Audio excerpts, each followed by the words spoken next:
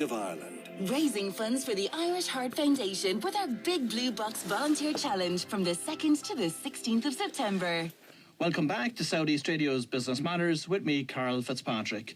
Before the news, we spoke to Alan O'Hurley of Everseen about how they're using artificial intelligence to combat shrinkage within the retail sector. My final guest this morning is Michael Murphy of M&J Nutrition. Michael, the company itself is run by yourself and your wife Jane. Jane is from Folks Mills and you're also a Wexford man. Maybe start by telling me a little bit about your own background and that of the company. Well, firstly, I'm from a farm in Oulart. I went on from there to study ag economics at UCD. And from UCD, I worked with IFA for 3 years, I suppose representing farmers on key national issues. Got a great experience there. I moved out of that after John Brown had asked me to go to Agriculture House to be his advisor and speechwriter. I was with John for about 2.5 years. And then after a little bit of travel, I joined Board BIA in 1995. Now, you were with Board BIA, of course, until January of this year, where you held the role of Director of Markets with Board BIA for almost 9 years. What did this role entail? And was it difficult for you to decide to leave this position in order for you to concentrate on M&J Nutrition full-time?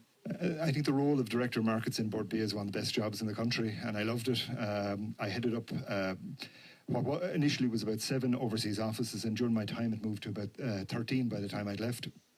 And really that's about the shop window, selling Irish food and drink to the trade internationally. So fabulously rewarding job and great international experience. So you had a view on what was happening on the global stage with regard to food. Now, ProU yogurt is the flagship product for M&J Nutrition, but it was visits to a hospital that sparked the idea for ProU.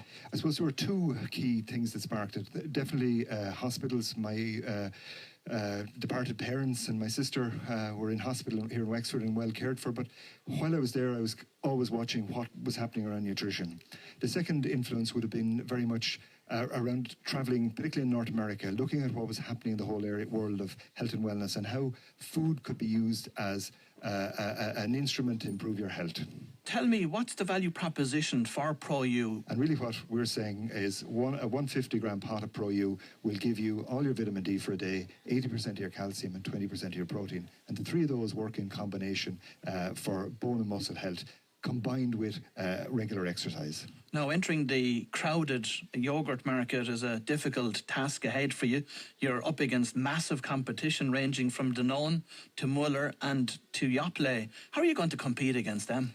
Well, I think firstly you have to have a strong point of differentiation, whether it's the product itself and what differentiates it, but it's also the culture behind the product. So people buy into not just the product, but why you do it and the person behind the product. That's how we're going to compete. People don't necessarily trust corporations, they trust people. And really, I think once we get that out to people, I think to build loyalty and build people who really believe in our product and are helping us to develop all the time. Now, we're living in a very, very busy society now. We're faced with about 2,000 ads a day.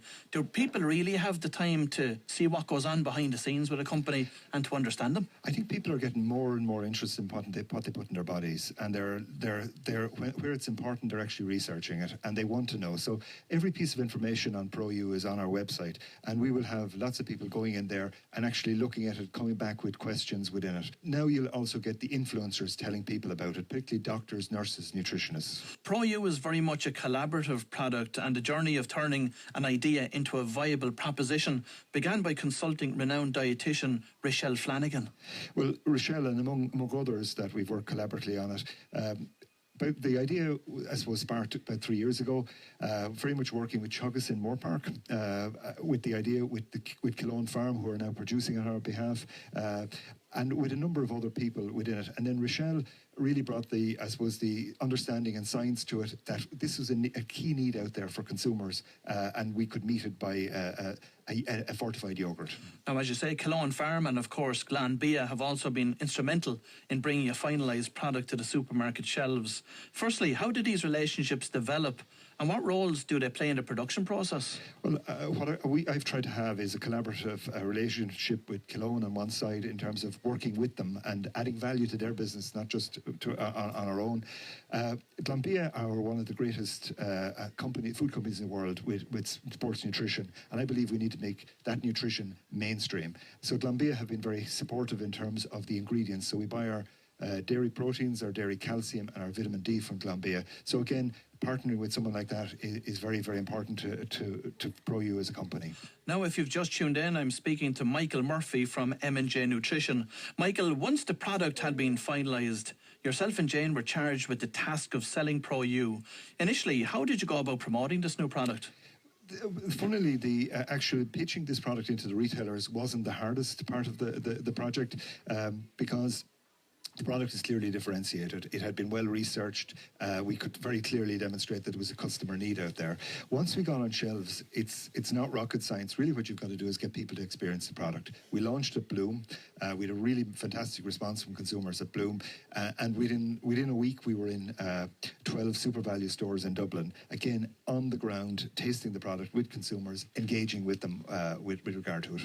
And how important is it that you do in-store sampling? Because we go into supermarkets today, they're crowded spaces, they might have 40, 50, 60,000 products on a shelf.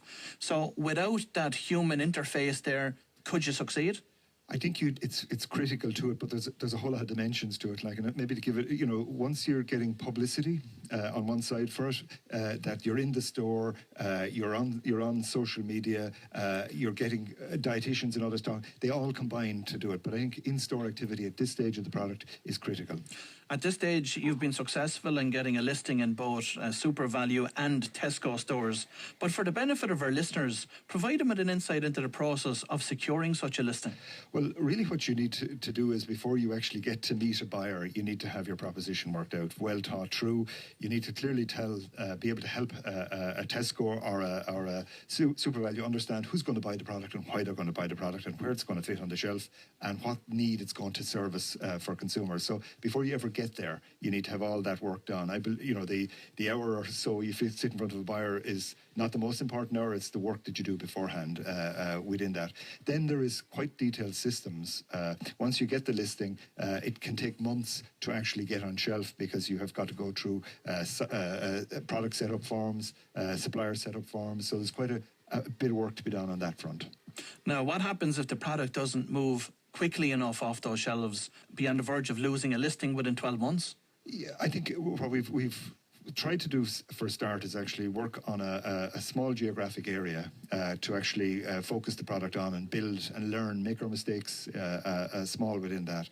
And really there are targets in terms of rate of sale that we need to meet within those. We're confident we're meeting them even at this early stage within it. But if the product doesn't sell, it won't stay on shelves very long. So who's the target aiming the product at? But if you look at who's probably most likely to be doing it, your first target group is predominantly female in their 40s and 50s who are actually starting to think about health and wellness and actually investing in their longer term health in it. It's also younger males and females who are actively involved in sport and want to rejuvenate their muscle after sport within that. And it's right across the market. Lots of people have a need around vitamin D, protein and calcium.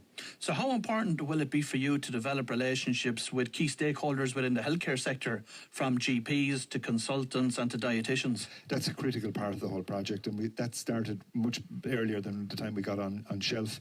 So we would have even, on the various different product development runs, we would have tested that with dietitians in the major hospitals in Dublin, and they would have actually fed back into the process in terms of even the tartness of the product and all of those, the texture within it. So it's been critical that we have those relationships. We're working with dietitians. Rochelle is our advisor on it, but also working with others, ensuring that they taste, understand the product, and are in a situation to recommend it. Now, as a result of increased production, which multiple listings will certainly require, do you need to alter the production process in any way in order to satisfy this demand, or will Cologne be able to assist you in scaling? Yeah, Cologne will be able to assist us in scaling, and there's plenty of capacity to do that. And we've had a very clear plan around upscaling the business over the first couple of years. So I don't think we've any concern on scale issues yet. Now, as we mentioned earlier, the idea began during hospital visits, but will you be looking at hospitals and indeed nursing homes as potential customers for ProU? Yes, we'll look at those areas, but they are very competitive within that, because all of that goes out to tender, and my concern is that we would have, because the cost of the ingredients we put in the product and put the attention we put into it, we might have trouble in some of that area actually competing with the prices they can buy those products on a wide open international market. One of the threats that you must be concerned about is somebody like Danone or Muller or Yoplait looking at your product, analysing it and bringing out a copycat version of it. That's always a threat, but that'll keep us on our feet. I think we need to be nimble, we need to be responsive to market needs, and always trying to keep ahead of the competition. Within that, big operations like those take time to actually change and catch up with it. I think the other point that I feel is consumers buy into people as opposed to corporations, and they feel a little bit more comfortable about understanding who's behind the product and why they're doing this, and they want to know about the ingredients. We're happy to tell everybody about every ingredient in the product. There are some of our competitors that have lists of ingredients that are so long they'd have difficulty doing that. I think consumers will see this as a natural product and will be motivated by what they put in their body. I agree with that point, but you're up against huge competitors with huge marketing budget. Did you ever even consider collaborating with those three big players? I suppose my background in farming and with Board B, I always felt I wanted to produce this in Ireland. I wanted to produce this with Irish dairy, and I felt it's the best dairy in the world. So why wouldn't we do it here in Ireland? At the moment in Ireland, less than 40% of what's on shelves is produced here in Ireland. And I really believe we need to kind of up that game and have more Irish yogurts on. And that's why it was always going to happen here. None of those bodies have production here in Ireland at the moment. And do you intend on that basis to explore the export potential of ProU yogurt? And if so, will your contacts in Board B assist you with such a move? Yes, the project always had an export dimension. That's what to build this a viable business entity, we need to look outside of Ireland as well as Ireland. So the UK would be our natural home within that. There's a strong understanding of dairy from Ireland and why it would be good for you. I've worked for 6.5 years heading the Board B team in London. I've still got some contacts there. I understand the UK retail scene. And I've no doubt my colleagues, or my former colleagues in Board B, will be of immense help to me within that as well. And how does the UK market differ to the Irish market in that respect? I suppose the initial area is scale. The UK market is 10 times the size of the Irish market within it. I think it's probably even more competitive than here in terms of price competition within the marketplace. But it's got a lot of similarities to the Irish market. It's central distribution. You can supply one point in the UK and hit every retailer within that. So there are similarities, but there are also challenges. And probably the most obvious one at the moment is Brexit and currency. But those can be managed over time as well. Wearing your Board B hat for a second, what are your thoughts on Brexit from a food exporting perspective? I think it's going to add to the challenge of our food and drink industry, but I've also got great confidence in our food and drink industry.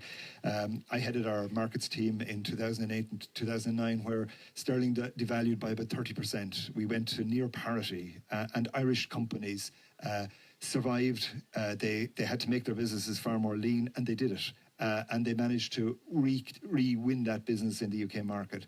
So I've got great confidence in our industry here. I've got great confidence in farming, and I think we are moving to being a powerhouse within Europe as a food industry. Michael, in relation to innovation, because the product that's on the shelves today will certainly need innovation over the coming years as the competitors come in behind it. So on that basis, what are your plans to extend the product range of M&J Nutrition in the future?